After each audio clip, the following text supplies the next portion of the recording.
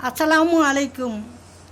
அறியாதவர்கள் என்று எண்ணி பாவம் பார்க்கிறோம், புரிந்து கொள்வார்கள் என்று விட்டு கொடுக்கிறோம், மாறுவார்கள் என்று எண்ணி நேரம் கொடுக்கிறோம், திருந்துவார்கள் என்று எண்ணி மன்னித்து விடுகிறோம்.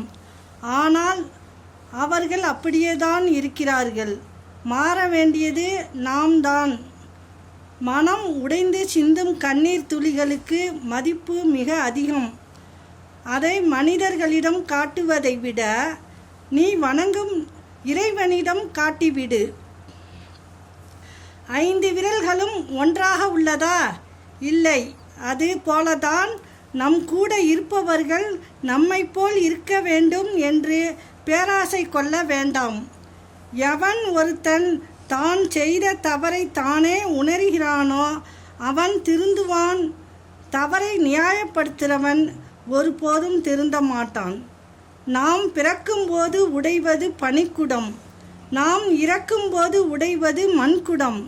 இடையில் வாழும்போது பிறர் மனம் உடையாமல் வாழ்வதே வாழ்க்கையின் சிறப்பு. அஸ்ஸலாமு அலைக்கும்.